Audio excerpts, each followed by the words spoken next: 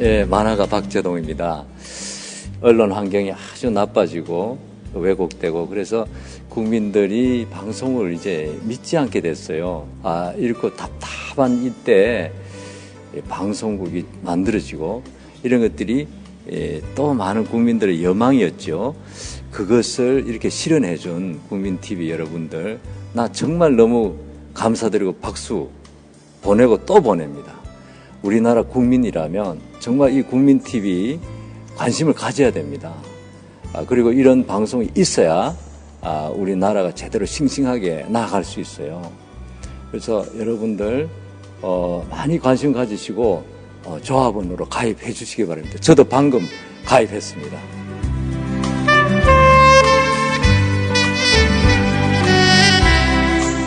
국민 만화가 박재동이 조합원으로 참여하는 국민TV.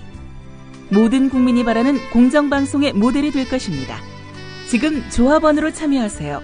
포털 사이트에서 미디어 협동조합 국민TV를 입력하세요.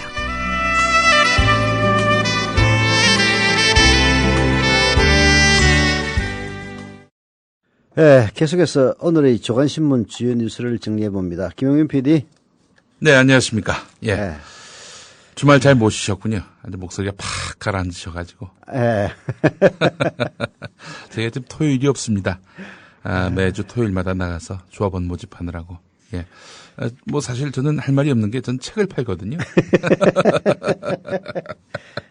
아이고, 뭐 책을 파는 것도 쉬운 일이 아닙니다. 네, 그렇습니다. 네. 뭐 저희뿐만 아니라 정말 아무 뭐 반대급부 없는데도 불구하고 광장에 나와서 새로운 언론 만들기 위해 애를 쓰시는 우리 조합원분들 너무 감사드리고 네. 또 여기 또 성원에 또 화답해 주신 신규 가입 조합원 여러분들께도 또 심심한 감사의 말씀을 드립니다. 심심한. 예. 자. 심심한이란 건 뭐 잘 아시겠지만 아주 깊은, 마음 깊은 감사다. 심심하다, 뭐 그 심심하다는 아니고. 네. 깊고 깊다는 뜻입니다. 그렇습니다. 자, 오늘 첫 뉴스는 뭐죠? 예, 자, 지난 금요일에 있었던, 네. 이 청문회. 네. 청문회 내용의 핵심을 한번 요약해 보겠습니다. 네. 경향신문이 사설을 통해 잘 정리를 했는데, 네. 원세훈 전 국정원장이 이 대선 엿새전인 지난해 12월 13일 박근혜 캠프 권영세 종합상황실장 이 사람에게 전화를 겁니다. 네. 그래서 NLL 회의록 공개 사안을 상의했다고 합니다. 네. 이게 본인이 진술한 거예요. 네. 뭐 야당 의원이 일방적으로 주장한 것이 아니라 네. 본인이 그렇게 권영세하고 상의했다. 네. 원세훈이 이렇게 말했습니다. 개인적으로 가까워서 전화한 것이다 이렇게 해명했지만 대선을 앞두고 NLL 회의록에 이어서 국정원 댓글 공작이 말하자면 쟁점화돼서 국정원 선거 개입 논란이 커지고 있는 상황에서 국정원장이 특정 대선 후보 선거 캠프의 종합상황실장에게 전화를 걸어서 상의했다. 네. 이거 심각한 일 아닙니까? 네. 정치적 중립을 지켜야 할 국정원장으로서 부적절한 처사인 것은 더 말할 나위가 없습니다. 네. 무엇보다도 이것은 국정원의 정치 개입의 또 다른 단면을 보여주는 것입니다. 네. 특히 NLL 회의록 문제에 대해서 국정원과 새누리당 사이에 조직적인 조율과 협의가 이루어졌음을 시사하는 강력한 단서입니다. 이게. 네. 자, 그런데 상위 당사자인 권영세 실장은 지난해 12월 10일 지인들과 만난 자리에서 NLL 회의록 공개를 대선 비상계획으로 검토하고 있음을 언급했습니다. 네. 한 식사 자리에서 말이죠. 네. 자, 그리고 12월 14일 부산 유세에서 김무성 박근혜 선거캠프 총괄본부장은 NLL 회의록을 울부짖듯이 쭉 읽었다. 네. 이렇게 말했습니다. 울부짖었다고 하대요. 예, 대선 과정에서 새누리당이 NLL 회의록을 불법적으로 유출해서 조직적으로 활용하고 또 비상계획까지 세운 정황이 이렇게 해서 드러나게 된 것입니다. 지금까지 드러난 단서만 들어도 이것이 확인이 된 겁니다. 네.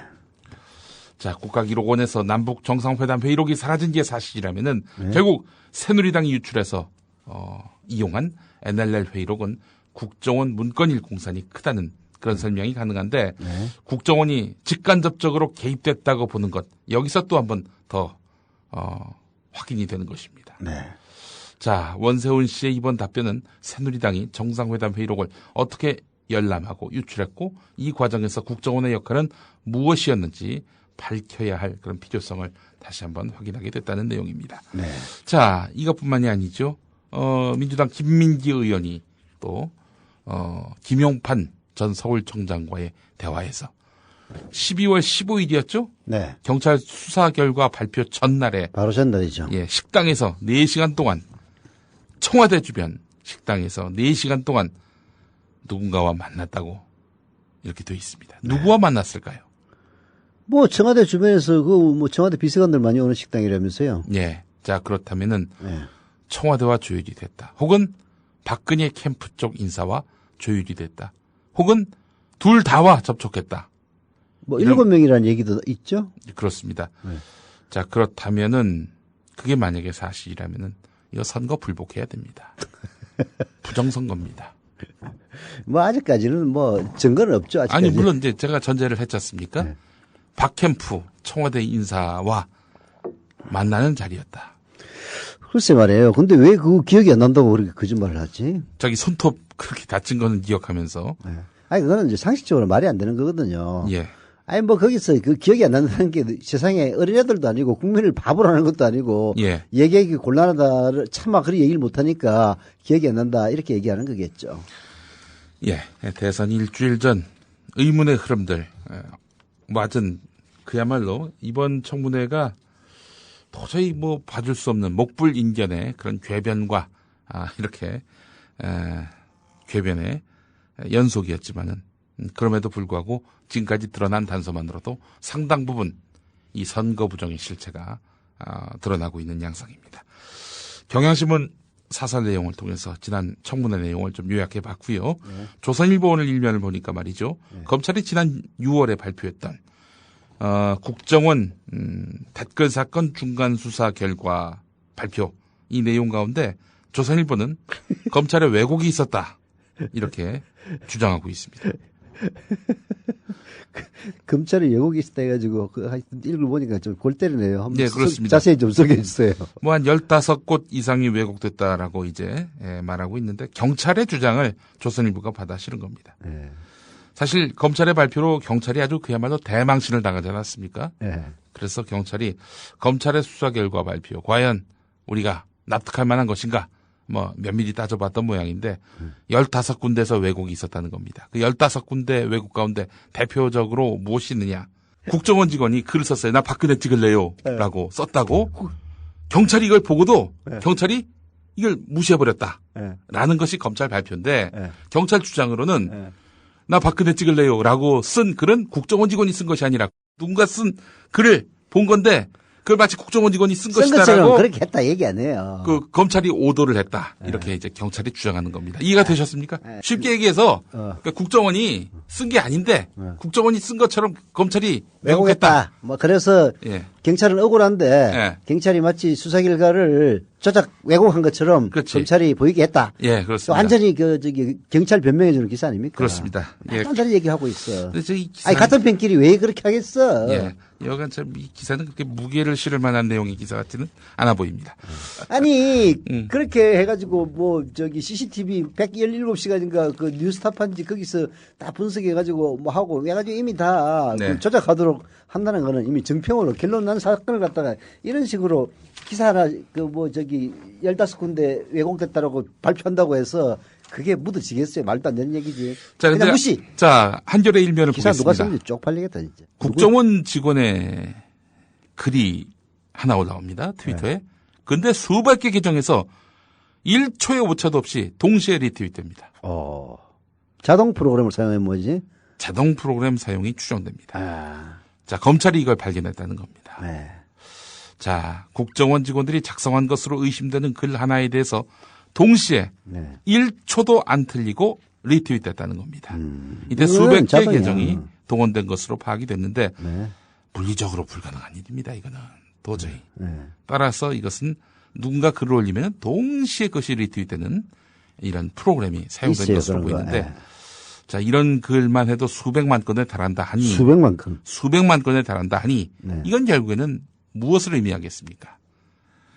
여론 왜곡을 위한 목적으로 쓰인 것이다라는 거고 네.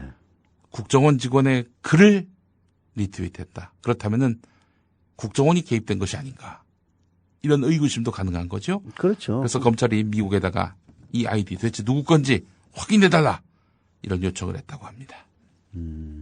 이게 바로 한겨레 기사입니다. 이 기사는 명징하네 아주. 국정원 직원의 글이 수백 개 계정에서 동시에 리트윗됐다. 이 얘기는 사실 저희가 나는 꼼수다 할 때 이미 밝혔던 내용입니다. 그것도 흥미로운 건 뭐냐면요. 국정원 아이디는 아니었는데 이 대선 때 여론 조작을 했던 어떤 모 유명 인사 이 사람이 글을 올립니다. 예를 들어서 밤 12시에 올렸다고 칩시다. 그런데 그로부터 11시간 뒤에 동시에 리트윗이 됩니다. 이게 좀 이상하지 않습니까? 아침에 출근하면 동시에 하는 건가? 하필이면 또 11시간 있다 하는 건 뭐야, 너? 글쎄 말이에요. 그런 걸로 봐서는 확실히 뭐 진짜 그 글이 좋다. 네. 그렇다면은 수분 내로 그것이 리트윗되고 그것이 확산돼 가는 것이 일반적인 양상인데 아무 리트윗 안 되다가 11시간 뒤에 갑자기 동시에 수백 개에서 리트윗이 됐다. 그렇게 하도록 자동으로 딱 설정을 해놓으면은 네. 그 시간 딱 되면은 쫙 리트윗이 돼요. 돈 받고 해주는 데도 있어. 그렇습니다. 이거 확실히 규명을 해야 됩니다. 여기 돈 들인다라고 아까 돈 들어간다라고 서영석 이사가 말씀하셨는데 돈이 들어간다면 누구 돈이 들어갔는지. 뭐 세금이겠지 뭐. 예, 그렇다면은 이거 정말. 자기 돈으로 미쳤다고 하겠어요. 또 다른 국기문란의 어떤 단서가 되겠습니다. 자, 지난 청문회 보시면서 많은 분들이 충격을 받으셨을 겁니다. 정의들의 뻔뻔스러움은 뭐 둘째치고 여당 의원들의 이 감싸기. 야, 진짜 싸대기 올리고 싶더라, 진짜. 보다가 열받아가지고. 이장우 의원 같은 경우 억울한 일을 당할 때에는 잠이 안 옵니다. 저 같아도 억울할 것 같아요. 이러면서 원판을 옹호했습니다. 누가 억울해? 이장우 의원. 예. 아니, 누가 억울하다는 거야? 원판이 억울하다는 거죠. 원세훈이하고 김용평이 억울하다고? 예. 야, 그래, 억울한 놈을 갖다가 그러면 기소해가지고, 박근혜 검찰은 뭐 미친놈들이 뭐야 도대체. 강원도 춘천을 지역구로 하고 있는 김진태 의원 같은 경우 증인의 인권을 보장하자. 뭐 이런 주장도 제기했었고요. 뭐 새누리당 특위위원들은 두 증인이 적극 변명할 수 있도록 멍석을 깔아주면서 국정원의 대선 개입이라는 사건의 본질을 흐리고 내관 매직했다, 여직원 감금했다. 이런 주장을 되풀이했습니다. 자, 왜 이런 정말 좀 양식 있는 국민이 봐도 어처구니 없다라고 판단하는 이런 스탠스 어떻게 해서 가능한 것일까? 중앙일보도 비판했습니다. 심지어 이런 식의 새누리당의 태도 대단히 잘못됐다라는 그런 투의 이런 평가가 있었는데요. 자, 이건 뭐 박근혜 정부에 대한 정통성 시비를 원천 차단하기 위해서 무리수라도 둬야 한다. 이런 어떤 그런 조바심에서 나온 것이 아닌가 하는 분석입니다. 국정원 댓글 사건이 이명박 정부에서 벌어진 일이긴 하지만 선거 개입 행위를 인정하는 순간 지난 대선 결과에 대한 논란으로 번질 수 있기 때문입니다. 새누리당의 한 중진 의원은 국정원 대선 개입과 경찰의 수사 결과 축소 발표, 또 남북 정상회담 대화록 사전 유출 문제는 박근혜 대통령의 아킬레스건이라는 거죠. 요즘 보면 요즘 청와대가 4대 강인이 원전 비리니 이런 것들을 쟁점화하면서 국면 전환을 시도하고 있지 않습니까? 이건 결국 국정조사를 통해서 국정원 댓글 사건의 실체가 드러나는 것을 막기 위한 물타기용 그런 국면 전환 술책이다라는 그런 분석이 또 나오고 있는 겁니다. 그 새누리당 한 중진 의원이 이렇게 분석했다 하니 이건 뭐 정설이 아닐 수가 없는 건데 한겨레 사면에 관련 기사가 있습니다. 정상적인 마인드를 갖고 있는 사람이면 다 이렇게 분석을 하죠. 자, 경향신문 신면을 보니까 프랑스의 국립 렌 이 대학의 교수인 다니에로 씨의 인터뷰가 실려 있습니다. 만약 프랑스에서 이런 일이 생겼다면 저는 프랑스 시민으로서 재선거를 요구했을 것입니다. 이런 이야기를 했습니다. 하지만 지금 한국 상황에서는 재선거는 시기를 놓쳤어요. 원인을 구체적으로 밝히고 재발 방지책을 마련해서 힘겹게 얻은 한국의 민주주의가 뒷걸음질 치지 않게 해야 합니다라는 이야기를 했습니다. 자, 이런 말도 했어요. 프랑스에서는 국정원 같은 기관이 정보를 이용해서 사람들을 감시한 적은 있지만 한국처럼 대선에 개입한 적은 없습니다. 한국 사람들은 드러난 사실에 대해 프랑스인들보다 빨리 행동으로 대처합니다. 한국 사람들이 부조리를 보면 금방금방 일어나 행동으로 옮기는 것을 보고 많은 자극을 받았습니다. 그러한 자극으로 프랑스에서 일어나고 있는 문제들에 대해서 내가 습관적으로 반응하지 못하고 잠들어 있었는지 깨닫게 됩니다라고 말을 했다고 하는데 이제 한국인들처럼 금방금방 이 사안에 대해서 분노하고 그렇게 해서 결집해서 들고 일어나는 모습을 보면서 내가 프랑스의 그 어떤 부조리한 현실에 대해서 너무 좀 느리게 대처하는 것은 아닌지 그렇게 스스로를 돌아보게 된다는 말을. 한국 사람들은 빨리 대처하는 대신에 또 빨리 까먹잖아. 빨리 까먹어요. 아, 이게 이게 문제입니다. 문제야. 예. 안 돼. 예. 이번엔 절대 안 돼. 자, 이명박 정권 때 만든 524 조치 기억하시죠? 네. 천안함 사건 이후에 남북 교류를 단절하는 그런 조치였습니다. 뭐 이를테면은 북한 선박의 남측 해역 운항을 전면 불허한다든지 남북 교역을 중단한다든지 우리 국민의 방북을 불허한다든지 대북 신규 투자를 불허한다든지 대북 지원 사업의 원칙적 보류 뭐 이런 것들을 또 천명한 내용입니다. 자, 그런데 우리 정부가 남북 교류 중단을 담은 524 조치를 해제하는 수순에 돌입했다. 이 내용이 오늘 동아일보 1면에 실렸습니다. 정부 관계자가 앞으로 524 조치 해제 협의를 위한 남북 당국 간 대화를 할 것이다 이렇게 밝혔다고 하는데요. 네. 예, 최근에 그 개성단 문제와 관련해서 정상화 합의가 이루어지지 않았습니까? 이산 당연한 거지. 상봉과 관련해서도 이 뭐 큰 틀의 합의는 이뤄낸 상태인데 524 대북 제재 조치 해제로 결국 또 이것이 계속해서 순항하게 된다면은 뭐 남북 간의 어떤 그런 갈등과 긴장 국면은 상당 부분 해소되지 않겠는가 하는 그런 전망을 또 해볼 수 있을 것 같습니다. 한겨레 8면을 보겠습니다. 그 KT 이석채 회장이 말이죠. 네. 출근하고 퇴근할 때, 네. 예, KT 회장의 출퇴근 그 동선 있죠. 네. 그 동선에 있는 KT 매장 불 끄지 말라는 지침이 내려갔다고 합니다. 그게 무슨 얘기예요? 그러니까 이제 뭐 KT뿐만 아니라 KT 대리점주 네. 예까지 이렇게 사실상 명령을 했다는 건데요. 네. 회장님이 출퇴근할 때 지나가면서 매장을 볼 수도 있는데 그때 불 꺼진 모습을 보이면 안 된다. 이런 식의 그 KT에 무슨 지침이 내려졌다는 겁니다. 네. 예. 이 안모 씨, 안혜리 씨, 뭐 실명이 나왔네요. 지하철 2호선 선릉역 근처에서 KT 휴대전화 대리점을 운영하고 있는 안혜리 씨는 이석채 회장이 취임한 뒤인 2010년쯤 KT 소속 매장관리 직원으로부터 선릉점이 위치한 곳이 회장님의 출퇴근 동선이니까 다른 매장보다 10분 일찍 열고 10분 늦게 닫으라 이런 통보를 받았다는 겁니다. 네. 대리점 공식 영업시간은 오전 10시부터 저녁 8시 반인데 네. 밤 10시까지 문을 열어야 한다는 그런 압박도 받았다고 하는데 아, 이석채가 늦게 퇴근할 때는 10시까지 문 닫지 마라 그랬겠구만. 그렇습니다. 이런 참 이석채가 무슨 황제야 뭐야 도대체. 그래서 뭐 일단 여기에 대해서 불이행하면은 뭐 전산망 접속 차단 이런 불이익도 줬다고 하는데 이게 바로 갑의 횡포죠. KT라는 아주 대표적인 그런 뭐 국가기관 통신 사업자 아니겠습니까? 네. 여기서조차도 이렇게 통신망 사업자인데 여기서조차도 이런 갑의 횡포가 있었다니 뭐 다른 데는 말 다 한 거지요 뭐. 아니 도대체 KT 회장님 출퇴근길에 매장 불을 끄지 말라는 이런 정근대적인 명령을 아니 KT가 도대체 미친 것도 아니고 아이고 또라이들이구만 이제. 자 오늘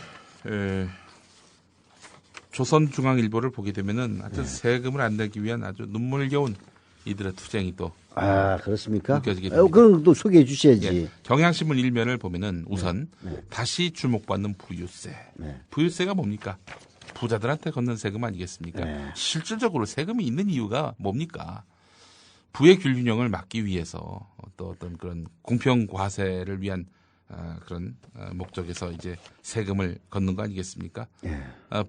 한쪽이 너무 잘 살고 한쪽이 너무 못 살면은 이렇게 되면은 그 사회 구조가 유지되기가 힘듭니다. 네. 그렇기 때문에 부자들에겐 당연히 그 사회에 기여하는 그런 역할을 부여하는 것이 바로 세금인데요. 네. 그래서 이제 부유세를 걷어야 된다라는 이야기를 오래전부터 진보정당이 주장해 왔습니다. 네. 이번에 그 세법 논란으로서 또 다시 이 뭐 세금 문제가 도마 위에 올랐는데 말이죠. 여론에. 자, 이런 상황에서 이 부유세 다시 좀 검토해 볼 필요가 있지 않겠는가라는 내용이 오늘 경향신문 1면에 실렸습니다. 9억이 넘는 순자산에 대해서 부과를 한다면은 세금을 더 부과한다면은 연간 7조 원 이상의 세수를 확보할 수 있게 되는데 이렇게 된다면은 뭐 그 상당한 그 이 재정 적자 문제가 해소될 수도 있고 또 세수도 증가하면서 국가 재정이 상당히 좀 청신호가 켜지게 되는 것 아니냐 이렇게 볼 수도 있는 건데요. 네. 대략 한 91만여 가구가 납부 대상이 될 수 있을 것 같다는 겁니다. 9억이 넘는 순자산을 갖고 있는 사람들을 본다면 말이죠. 네. 뭐 부유세 같은 경우는 뭐 좌파 국가들만 시행하는 것이 아닙니다. 프랑스, 아이슬란드, 노르웨이, 스위스, 스페인이 현재 시행 중이고 오스트리아, 덴마크, 독일은 1920년대 도입했다가 90년대 폐지를 했는데요. 아시아에서도 인도, 스리랑카, 파키스탄, 중남미에서도 콜롬비아, 우루과이 등이 시행하고 있는 것입니다. 자, 그런데 조선중앙은 어떠냐? 조선일보는 선심성 SOC만 줄여도 중산층에 대한 증세 없이 복지 해결할 수 있다. 그러면서 선심성 SOC 하면서 들었던 그런 과거 정권의 공약을 보면은 노태우 때 새만금, 노무현 때 세종시, 이명박 때 4대강, 박근혜 때 동남권 신공항 계획 이런 겁니다. 아니 세종시하고 4대강을 같이 불필요한 사업으로 이렇게 조선일보는 각인시키고 있는 겁니다. 아니 수도권 집중을 완화하기 위한 정책하고 지방균형 정책하고 그야말로 4대강을 때려잡아가지고 토건업자들 배불려주는 정책을 똑같이 취급하는 이 신문 정신 있는 신문이에요? 어디예요? 조선일보입니다. 아, 조선일보구나. 3면에 있습니다. 저 일본에. 효과가 불분명한데 대선 공약 남발하는데 이런 SOC만 막아도 세금 더 걷지 않고도 복지할 수 있다. 이런 게 이제 조선일보 관점이고요. 네. 자, 오늘 중앙일보는 아주 페이지별로 달리하면서 기승전결식의 그런 논리를 펴고 있습니다. 우선 기승에서는요. 네. 1% 부자도 중산층도 요즘 소비 빙하기다. 돈을 안 쓴다. 부자는 눈치 보여서 안 쓰고 중산층은 돈 없어서 못 쓰고 가계빚이 1100조인데 그야말로 소비 심리가 크게 위축돼 있다. 돈이 없다. 네. 이런 얘기인데 자 8면에 가면 드디어 이 중앙일보의 의도가 이제 드러납니다.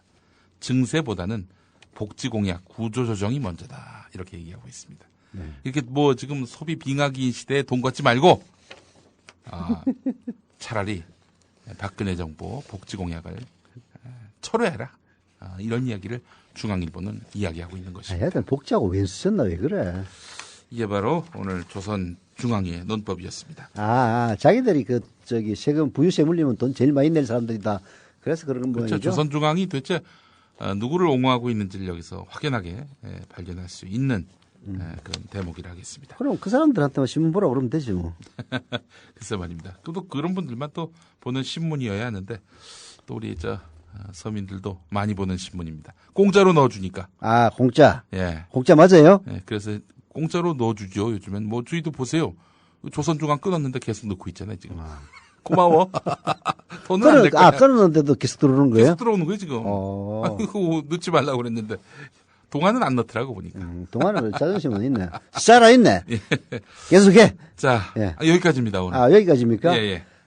계속해. 딱 끝나네요. 예, 오늘 마무리하겠습니다. 지금까지 김용민 PD와 함께 조간 브리핑 들었습니다.